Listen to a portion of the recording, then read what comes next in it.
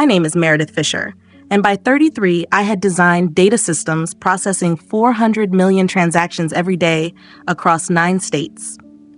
My brother called me the family disappointment.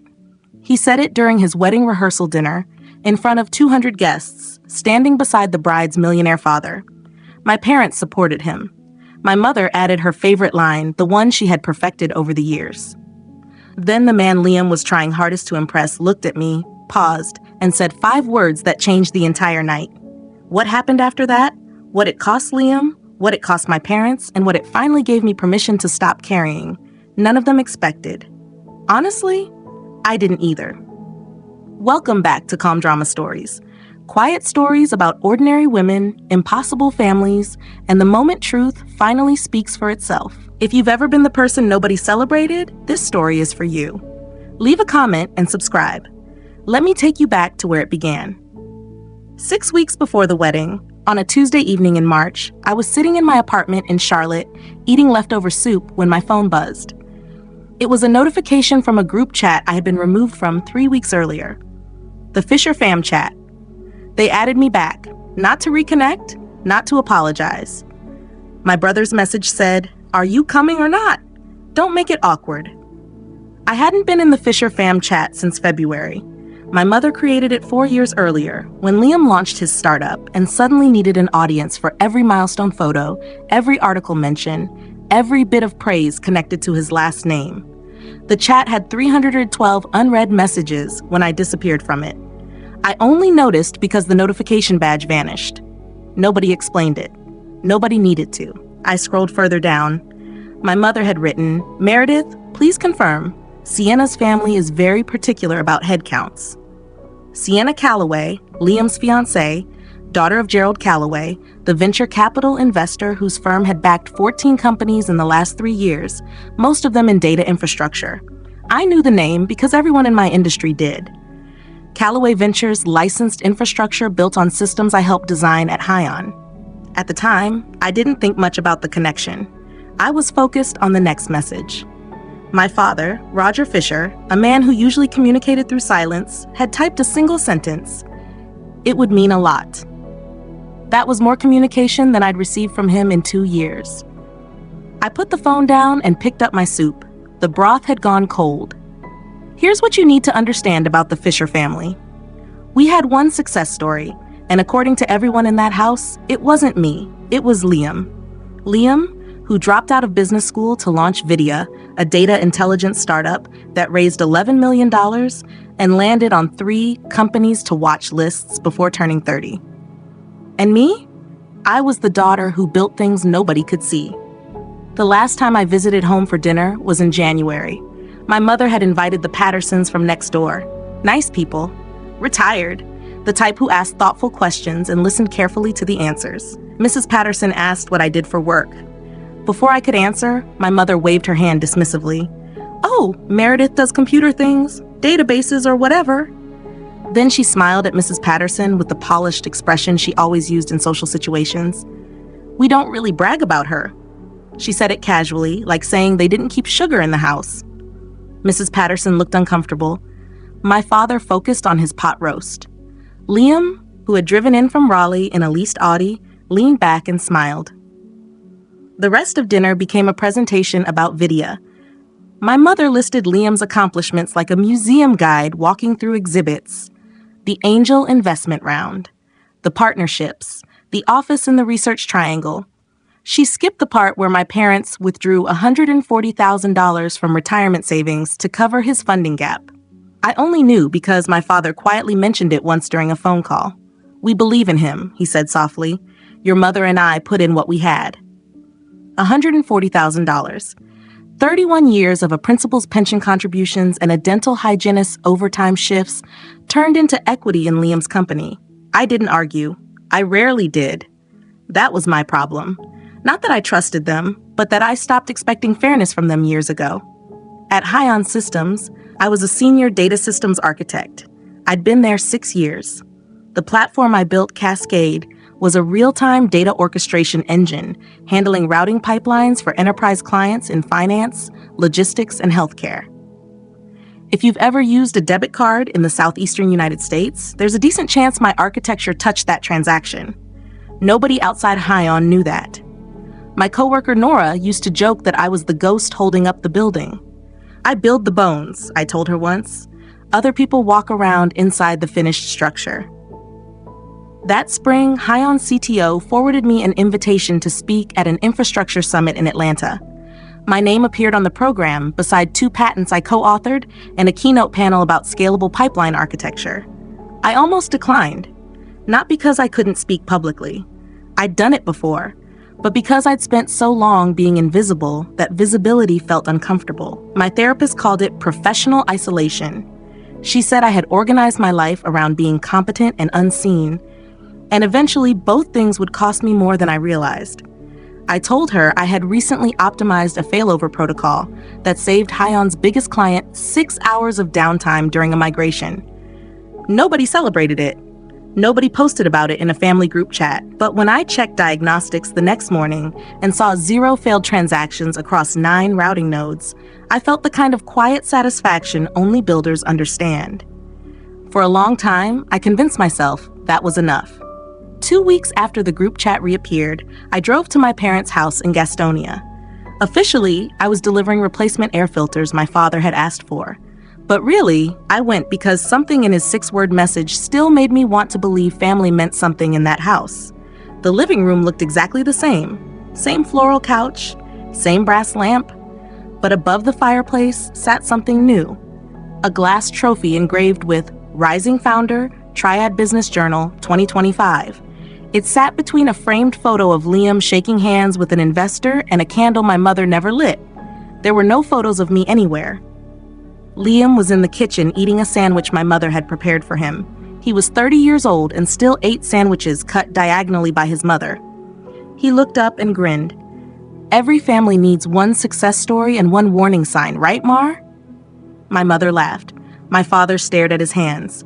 I placed the air filters on the counter. As I headed for the door, Liam stopped me. His smile disappeared. "You're coming to the wedding," he said quietly. "I need you there." I asked why. He shrugged, but his eyes stayed tense. Sienna's dad is old school, wants to see the whole family. Just show up. Be normal. Then he added, "And don't talk about work." The one thing in my life that truly belonged to me, and my brother wanted it left outside like muddy shoes. 4 years earlier, Liam called me late at night. He was 26, 3 months into building Vidya, and panicking. He had pitched investors on a proprietary real-time data engine. The problem was, he didn't actually have one. What he had was a pitch deck, a leased office, and a demo running off a spreadsheet macro.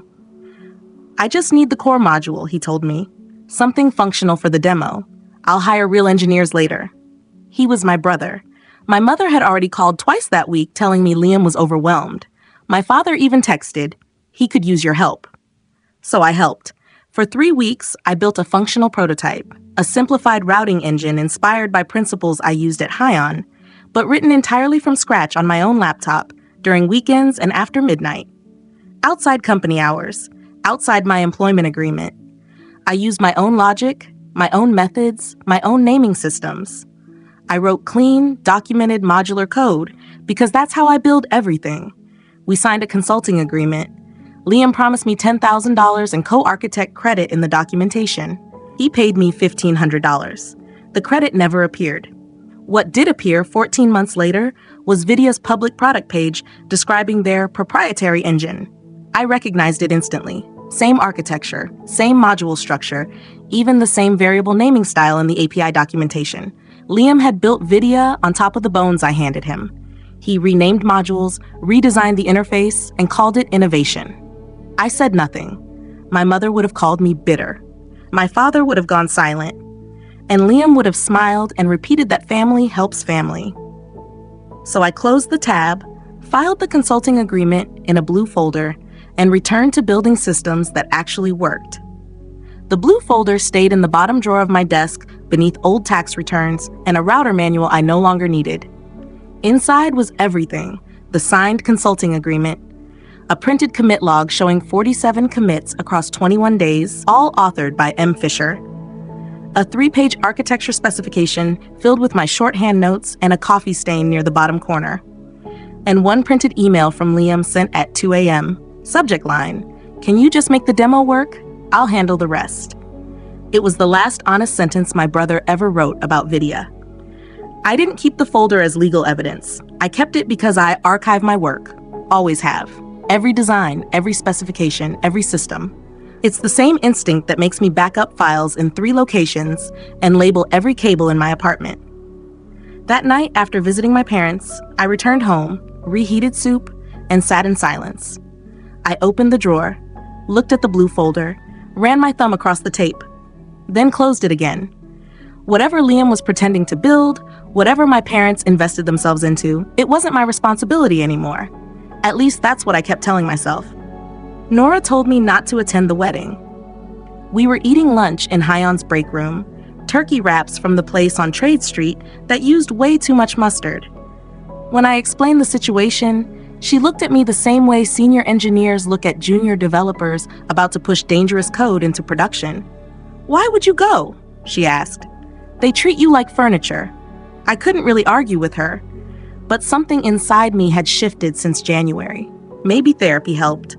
Maybe it was the summit invitation sitting unanswered in my inbox.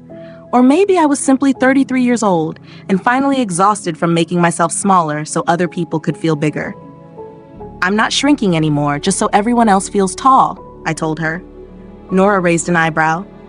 "That sounds like a bumper sticker." "It's still true." That afternoon, I called my mother and confirmed I would attend. She sounded relieved, not because she wanted me there, because the seating chart was complete. "Good," she said. "Sienna's family is organized. Don't bring anyone, don't wear anything distracting, and maybe don't mention Hyon.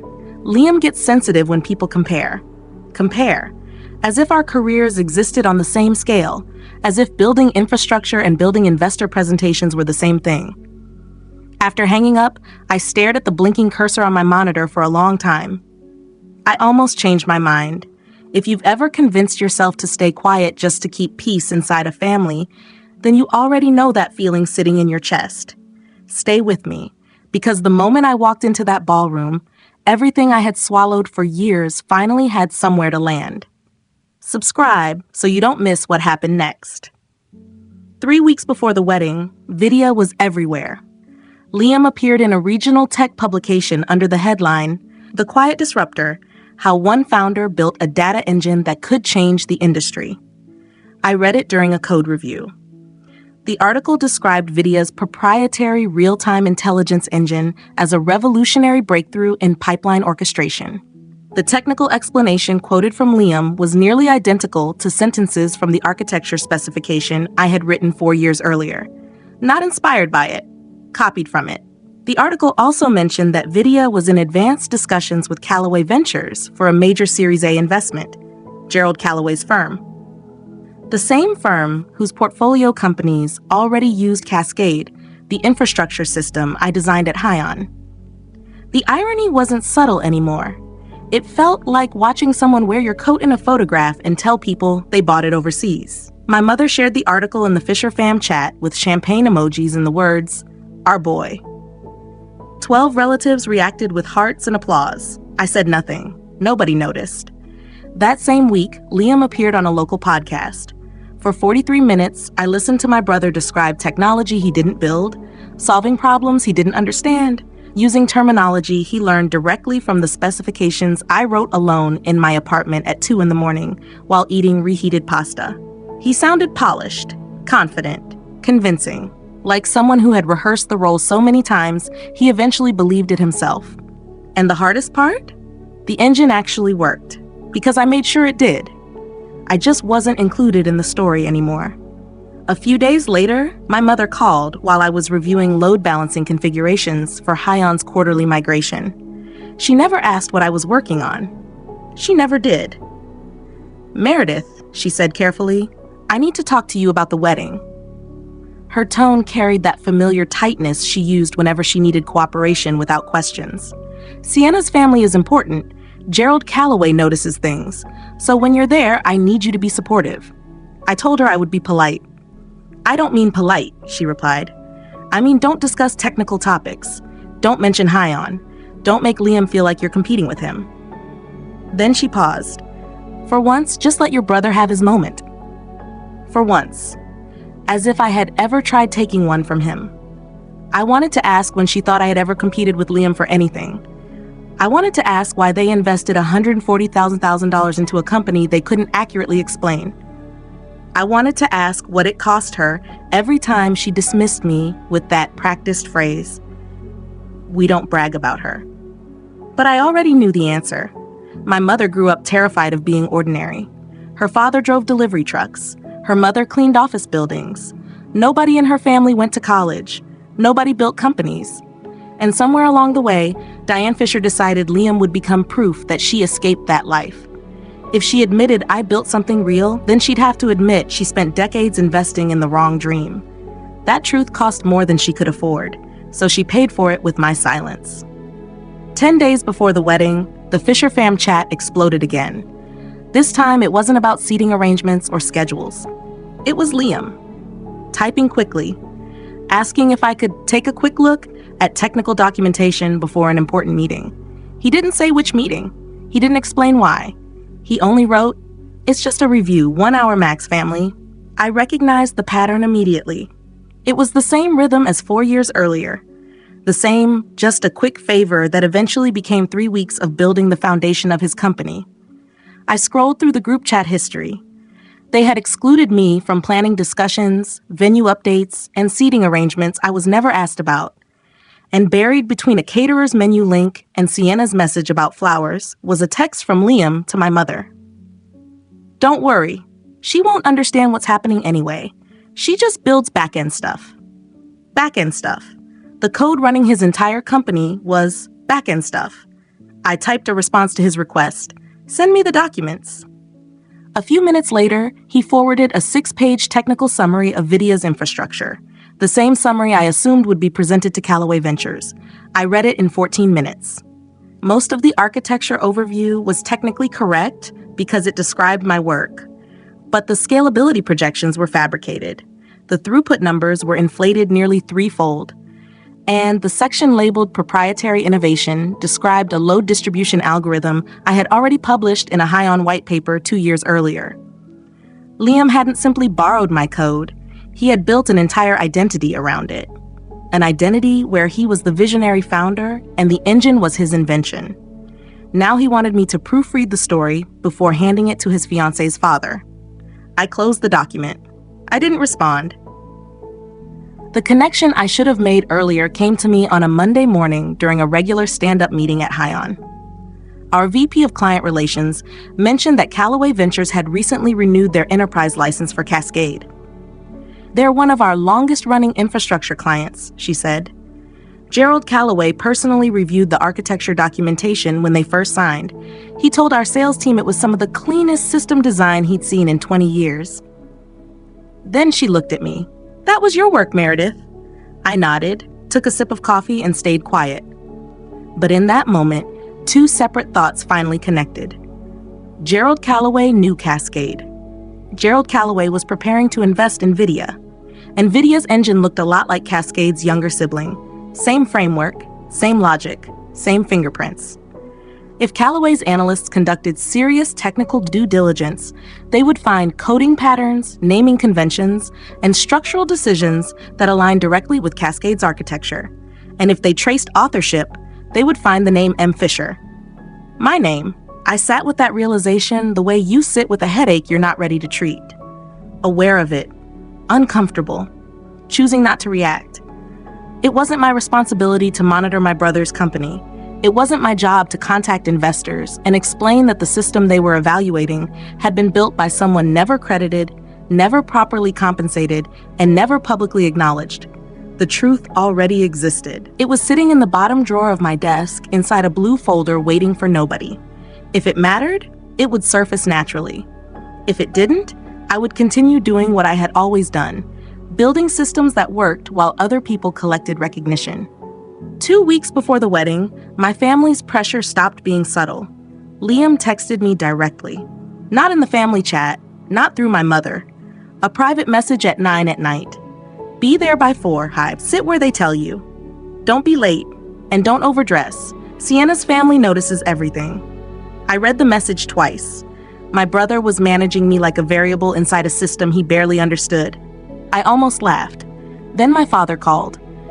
It was only the second time he had called me voluntarily in more than a year. His voice carried that careful tone he used whenever he wanted to say something important without fully saying it. Meredith, your mother and I, we've got a lot riding on this. The wedding, the business, all of it. He paused. I just need this to work out for him.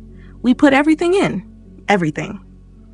He meant the $140,000. He meant the retirement account now tied to Liam's startup valuation. He meant the gamble he and my mother had placed on their golden child. A gamble they couldn't reverse without admitting they had misunderstood everything for the last decade.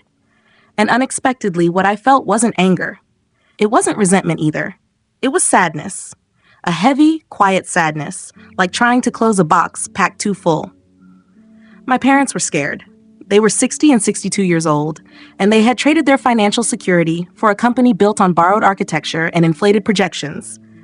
They didn't know that. They couldn't know that. Because the only person who fully understood what Vidya actually was, where its code came from, and what the platform could realistically do was the daughter they never talked about. The message arrived on a Wednesday morning. A LinkedIn connection request, followed by a note from someone named Devin Pratt, Senior Technical Analyst at Callaway Ventures.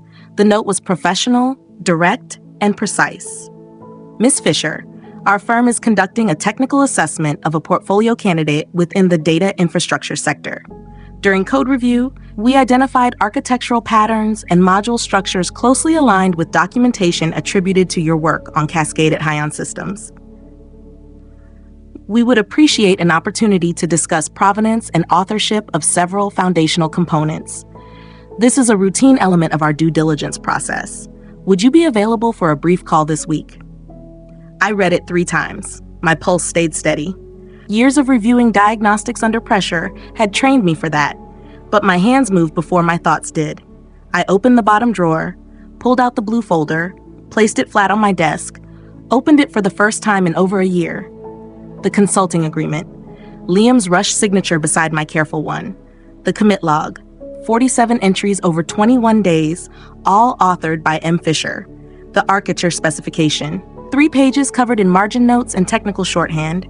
The coffee stain still marked page 2. And Liam's email. Can you just make the demo work? Everything was still there. It always had been. The folder wasn't a weapon. It was documentation. The same kind of documentation I kept for every system I had ever designed. Timestamps, version histories, authorship records. The only difference now was that this record sat directly between my brother's ambition and his investor's investigation. I hadn't placed it there. The truth had simply arrived at the same table. I closed the folder. I didn't answer Devin Pratt immediately. I spent 2 days thinking about that message. Not because the answer itself was difficult. The answer was straightforward. Yes, I wrote the code. Here are the records. The difficult part was understanding the consequences. If I confirmed authorship to Callaway Ventures, the due diligence report would flag Vidya's intellectual property provenance as unresolved. And unresolved IP issues during a Series A round weren't minor concerns. They stopped deals completely. The investment would stall, possibly collapse. Liam's company, the company my parents tied their retirement to, the company my mother spoke about like family scripture, the company my brother built his identity around, would finally face scrutiny strong enough to expose everything fake it till you make it couldn't survive. And everyone would blame me. My mother would call it jealousy. My father would retreat into silence. Liam would tell anyone willing to listen that his sister sabotaged him because she couldn't accept his success. I sat at my desk staring at the blinking cursor on my monitor. Then I opened a text editor and typed 1 sentence. Not for anyone else, just for myself. I will not lie about my own work. That was it. I wasn't going to contact Callaway Ventures and volunteer information. I wasn't going to storm into Liam's office with the blue folder demanding credit. But if an investor directly asked whether I wrote the code, I would tell the truth. I would not lie about my own work. Not for Liam. Not for my mother. Not for a family that spent 10 years pretending I barely existed. so I replied to Devin Pratt. I told him I was available Thursday. The rehearsal dinner took place at a vineyard 40 minutes outside Charlotte. White tablecloths, string lights, custom place cards written by a calligrapher Sienna hired for the event. My seat was near the kitchen entrance between a second cousin I barely knew and one of Sienna's college friends who spent most of the evening scrolling through her phone. Liam and Sienna sat at the head table with Gerald Calloway and Sienna's mother, Patricia. My parents sat one table away, close enough to feel important, far enough to remain secondary. When introductions began, Liam worked the room effortlessly, the same way I worked through code reviews. Repetition, precision, refinement. He introduced his parents warmly. He introduced Sienna's family with admiration. Then he reached me. And this is my sister Meredith. She works with computers. A polite wave of smiles moved across the tables. At one corner table, a man with gray hair and wire-rimmed glasses tilted his head slightly when he heard my name. Not surprise exactly. Recognition. The evening continued. People gave speeches. Liam told a story about how Vidya almost failed to launch until he coded through the night and made it happen. I ate my salmon. I didn't correct him. After dinner, guests slowly drifted toward the parking area. The man with the wire-rimmed glasses stopped beside my table. Meredith Fisher? I nodded. I think I saw your name on an Atlanta panel. Scalable orchestration architecture? I nodded again. He smiled once, knowingly, then walked away. I never learned his name. But for the first time in years, someone recognized mine for something unrelated to Liam. Driving home from the rehearsal dinner, the entire picture finally came together. Not instantly, more like pieces locking into place one by one. Liam didn't invite me because he wanted me there. He invited me because Gerald Calloway needed to see a complete family, a normal family, a family that smiled politely and stayed quiet. But more importantly, Liam needed me to appear small, publicly, visibly, undeniably small. Because if Meredith Fisher ever came up during technical discussions with Calloway's team, Liam needed everyone in that room to remember me as the quiet woman sitting at the back table who worked with computers. A nobody, an afterthought, the family disappointment. If I was already publicly minimized, then anything I said later about Vidya's code would sound like bitterness, like envy, like failure attacking success. That was the strategy. Maybe not fully conscious. Liam wasn't methodical enough for that, but he understood instinctively how to control a narrative, and the narrative only worked if I stayed inside the role assigned to me. What my brother didn't know, what none of them knew, was that Gerald Calloway's team had already contacted me. The due diligence process had already started, and the architect flagged during their technical review wasn't some anonymous contractor or angry former employee. She was sitting at table 9 eating salmon while being introduced as the family failure. The collision was already coming. I didn't create it. I simply stopped being willing to lie about what I built. And truth, eventually, always finds a path to the surface.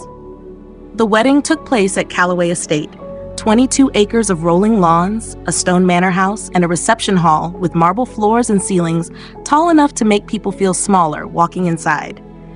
A string quartet played Debussy near the entrance. Servers carried silver trays lined with champagne flutes. Everything about the estate reflected old money, comfortable enough not to prove itself. I arrived at 4 wearing a navy dress I bought 2 years earlier for a conference I never attended. Simple lines. No jewelry except the watch my grandmother gave me. My mother probably would have preferred something quieter, but I wore the dress because I liked it, and I was done dressing for other people's comfort. The ceremony itself was short and elegant. Sienna looked radiant. Liam looked like someone who had practiced emotional expressions in a mirror. My parents sat proudly in the second row. My mother wore lavender. My father wore a tie that almost matched his shirt. They looked proud. They also looked financially invested in every possible sense. I sat 4 rows behind them between strangers, watching my brother promise forever to the daughter of the man whose investment firm was about to determine whether his company was legitimate. Picture the scene. Marble floors, a string quartet, and me, the person instructed repeatedly to stay quiet. I almost turned around at the entrance. If you've ever stood outside a room wondering whether you belonged inside it, then you already understand that feeling. What the bride's father said later changed everything. The reception began at 6. Tables curved around the dance floor in wide circles. My seat was at table 11 near a side exit and a decorative fern. Liam assigned it personally. He told me with a smile while I stood near the bar holding a glass of water. "You're at table 11, great view of the whole room." It was also the table least likely to be noticed. He lightly guided me through the crowd. This was his production. I was part of the background. He introduced me to Sienna's aunt. "This is my sister. She's in IT." To one of the groomsmen, "Meredith, she's the quiet one." To another couple, "Family bookworm, never leaves her desk." Each introduction sounded harmless enough to pass as humor, but everyone carried a precise edge. My mother smiled beside him. My father stared at the floor. When Sienna's mother asked what I did professionally, my mother answered before I could. "She's in tech support, I think." Something like that. I let it sit there.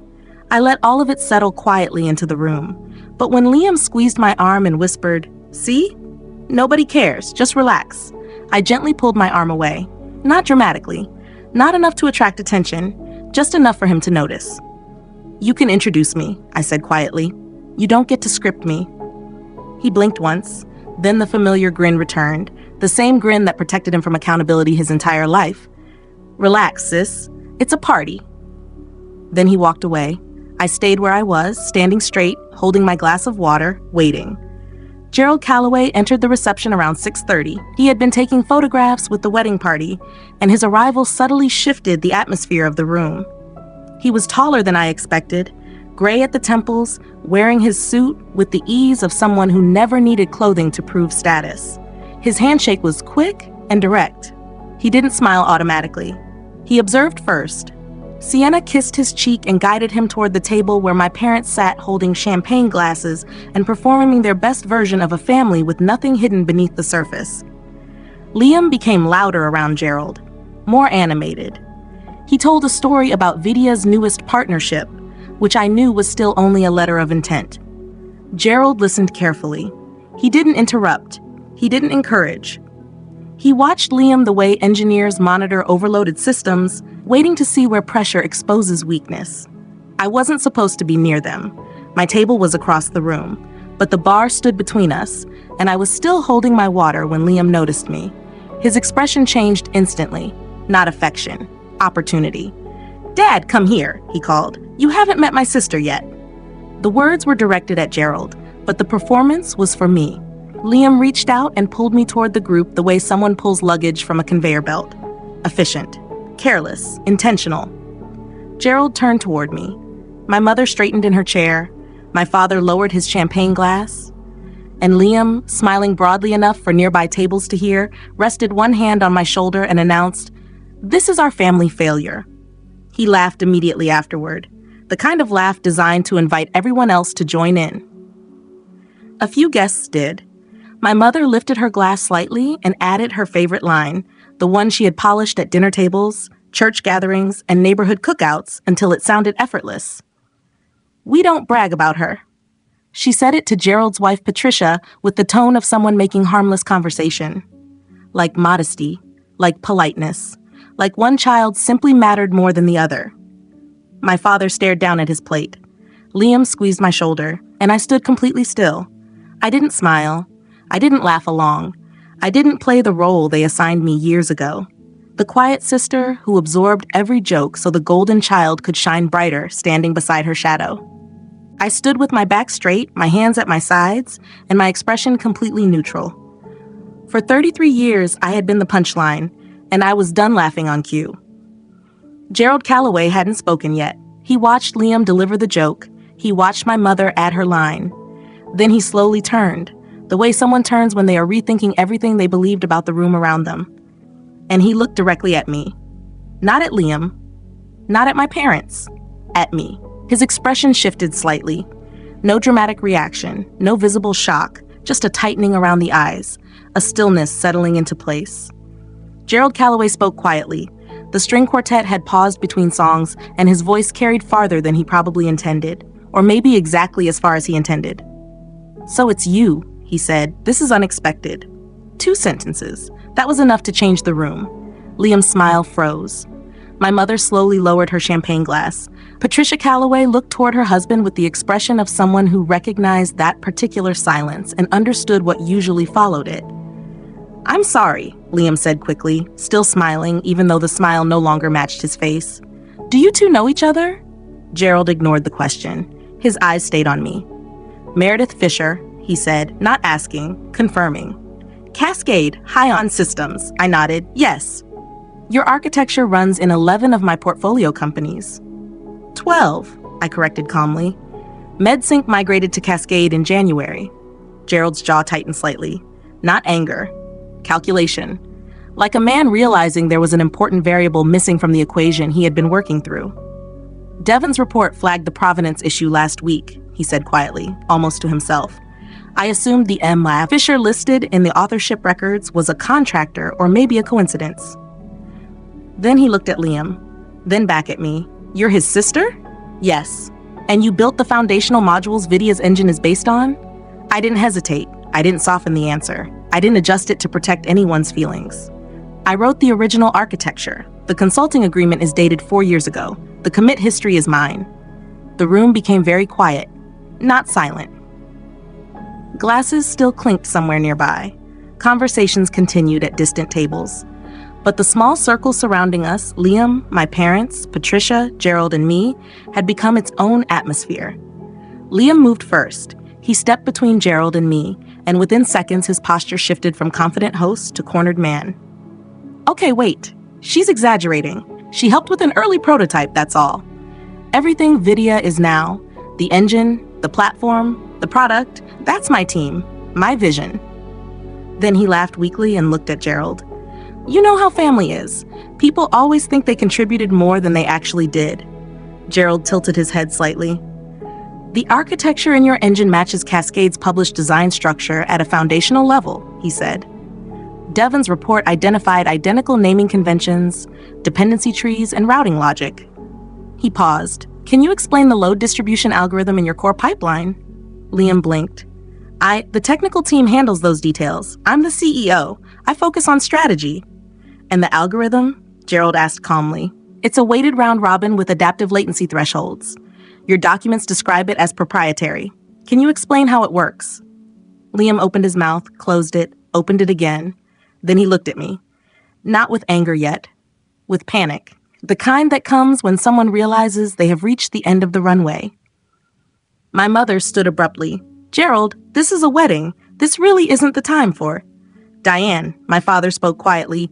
It was the first thing he had said in 20 minutes. She stopped talking. Gerald looked at me again. "Miss Fisher, I'm going to ask directly." I met his eyes. "Go ahead. Is Vidia's core engine your original work?" "Yes." I answered the same way I answered technical questions during code reviews. Directly, clearly, without emotion. The core engine is based on a data routing prototype I built over 3 weeks 4 years ago. The architecture follows a design specification I personally wrote. The commit history is entirely mine. I continued. I signed a consulting agreement with my brother. The agreed payment was never completed, and the co-architect credit never appeared. The codebase was never formally assigned to Vidia.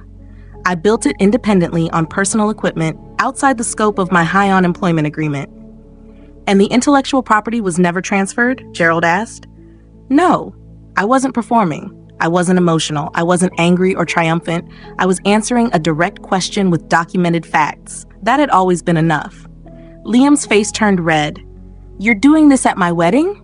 "You invited me," I replied calmly. "You introduced me to your investor. He asked a question. I answered honestly. You planned this." "I didn't plan anything. I just don't lie about my own work." Liam turned toward Gerald. "She's bitter. This is a family issue. Whatever she thinks she owns." "The IP was never assigned," Gerald interrupted gently. His tone stayed controlled but final.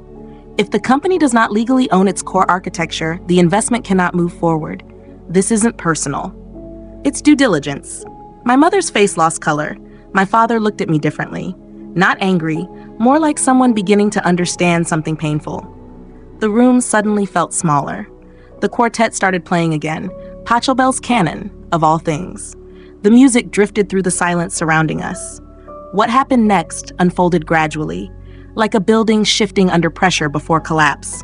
Hairline cracks first, then movement, then the slow redistribution of weight that should never have been carried that way to begin with.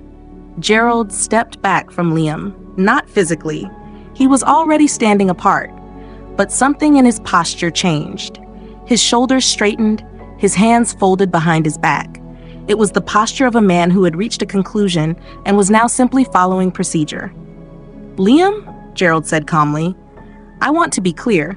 Our investment in Vidya was always contingent on clean intellectual property ownership. Devon's preliminary report raised concerns last Tuesday. Your CTO assured me the architecture was fully developed in-house." He paused. "That is clearly not the case." Liam shook his head hard. "She's lying. She's jealous of everything I've built." "She's not lying." Gerald said it quietly, but the sentence landed heavily. "I've worked with her architecture. I've studied her documentation. I know how her systems are built. Your engine is her work." The words spread through the room like ripples across still water. Nearby conversations stopped. Guests at surrounding tables turned toward us. Sienna, who had been dancing with a cousin, noticed the silence and started walking back toward the group. My mother stood frozen beside her chair, mouth slightly open, like someone watching an entire version of reality collapse in real time. My father stared at the floor. His hands were shaking. And Liam, who had charmed reporters, investors, and conference rooms. Liam, who built a career on top of the framework I created and the narrative he constructed around it. Liam was unraveling. He turned toward me, face red, voice raised higher than I had heard since childhood. "You did this intentionally. You came here to ruin everything." I stayed silent. "You couldn't stand it. You never could. You sit in your little cubicle building your little systems, while I'm the one who actually became something." "Liam." Gerald's voice stopped him like a wall. Liam spun toward the display table near the entrance. The table held framed photos, a guest book, a champagne tower, and the glass trophy. Rising Founder, Triad Business Journal 2025. The same trophy that had sat proudly on my parents' mantle. Liam grabbed it. I don't think he intended to throw it. I think he wanted to hold it up. Proof that he mattered. Proof that the story was real. Proof that the engraved glass carried more weight than commit logs stored inside a blue folder. But his hands were shaking, and the trophy slipped. It hit the marble floor and shattered. The sound cut through the reception hall instantly. Crystal scattered across the marble in every direction. Sienna stopped walking.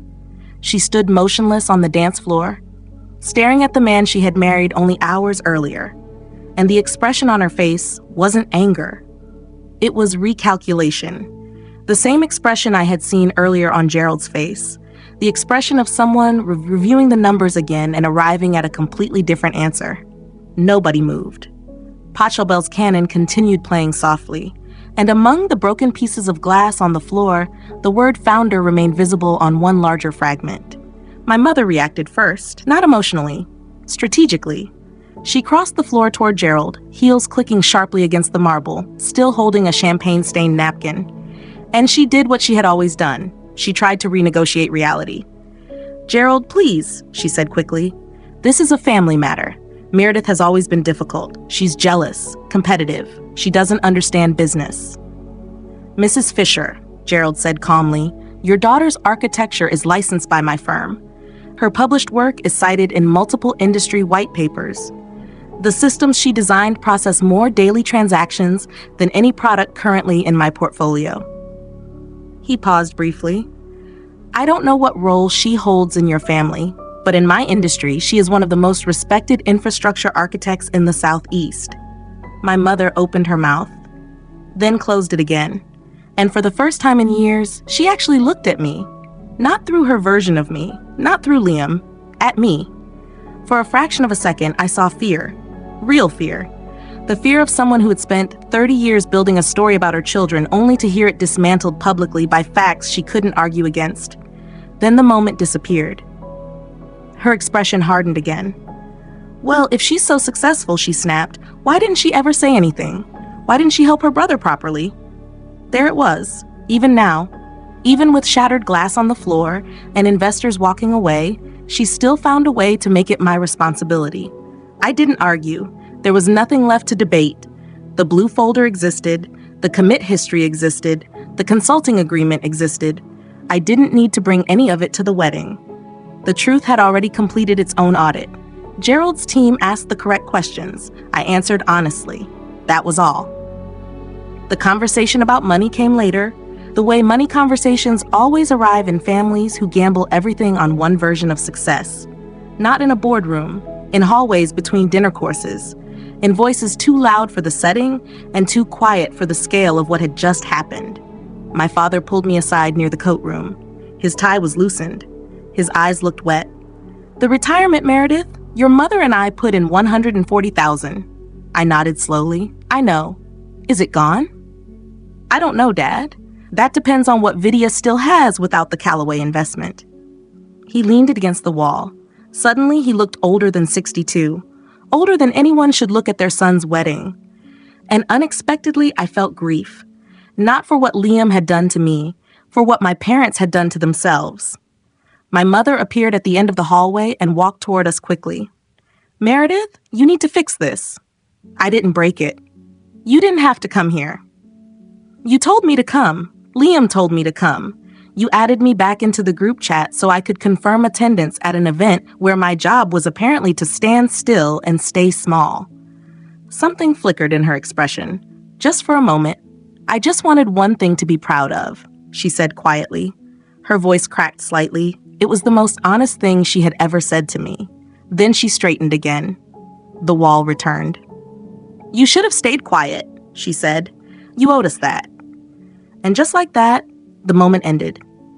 I turned and walked toward the exit. Gerald found me near the front entrance under the estate's covered portico. I had my car keys in my hand. The evening air moved lightly against the hem of my dress. Landscape lighting illuminated the estate grounds, turning the trees into something carefully staged and expensive. Beautiful, curated, built for appearances. "Miss Fisher," I turned. Gerald stood a few feet away with his hands in his pots. Through the glass doors behind him, I could still see the reception continuing in a smaller, quieter, more confused version of itself. Sienna sat beside her mother. Liam was nowhere visible. "I want to be direct with you," Gerald said. "Callaway Ventures is not proceeding with the investment in Vidya." I nodded once. "That decision was actually made before tonight, based on the technical review. What happened inside simply accelerated the timeline." "I understand." He paused. "And I owe you an apology, not for conducting due diligence. That's procedure, but for not connecting the name in the report to the person standing in that room sooner. I should have contacted you directly earlier." "You didn't know I was his sister." "No," he admitted. "But Devon's report was extremely clear. The authorship was obvious."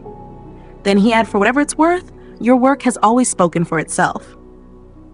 I didn't need Gerald Callaway's approval. I built Cascade without it. I built an entire career without it. I stood in that ballroom and answered questions without asking anyone for permission. But hearing it still mattered. Hearing someone who understood systems, contracts, and infrastructure recognize what I built without hesitation, that wasn't meaningless. "Thank you," I said. He nodded once. Then I walked to my car. I arrived because I was told to. I left because I chose to. The fallout came the same way data arrives, in packets, at intervals, each new piece adding clarity to a picture already visible to anyone paying attention. Within 72 hours, Callaway Ventures formally withdrew from Vidya's Series A funding round. The public explanation was neutral, unresolved IP provenance. But in the tech industry, neutral wording often says everything. 2 additional investors backed away within the week. The publication that previously called Liam the quiet disruptor released a follow-up article that was considerably less flattering. Vidya didn't collapse immediately. Companies rarely do. But the structure holding it together was gone. Without clean ownership of its core technology, without its lead investor, and without the narrative protecting it, the company started sinking under its own weight. The wedding was postponed. Sienna moved back into her parents' estate. I don't know whether she and Liam continued speaking after that night. That wasn't my business. A few days later, the Fisher fam group chat, the one I had been removed from, added back into, and never truly welcomed in, finally sent me a message unrelated to Liam. My father wrote, "Are you doing okay, Mer?" My mother said nothing for 3 days. Then finally, "You could have told us." I responded once, "I'm open to talking when the conversation begins with respect, not before." Nobody replied. That was okay. I wasn't waiting for permission anymore. I was establishing a boundary, one I should have established years earlier. The kind of boundary you only learn to create after realizing you never deserved the silence people handed you. The following Monday, I went back to Hyon. Cascade was still running, 400 million transactions every day, 9 states, 0 applause. Nora brought me coffee and didn't ask about the wedding. She just sat beside my desk and said, "You look like someone who finally exhaled." I laughed. For the first time in a week, I actually laughed. The summit invitation was still sitting in my inbox, the Atlanta panel on scalable orchestration architecture. That afternoon, I accepted it. Not because Gerald Calloway validated me, not because Liam collapsing somehow made me brave, but because I had spent 10 years building systems capable of carrying entire industries, while my family called me a failure to my face, and I was done allowing their vocabulary to define me. The failure was never me. The failure was a family that measured value by volume, by who spoke the loudest, who raised the most money, who could fill a room with their own mythology. I filled rooms differently, with infrastructure, with reliability, with quiet systems people only notice when they stop working, and mine never stopped working. Your worth never depended on whether someone else announced it loudly enough to make it real. It was already real, steady, consistent, doing its work quietly with or without applause. That's my story. A blue folder I almost threw away, a room that expected me to stay small, and a truth that stood on its own the moment I stopped holding it down. If you've ever been the person nobody celebrated, let this remind you. Stop shrinking yourself. Share this with someone who needs to hear it. Leave a comment, subscribe, and I'll see you in the next story.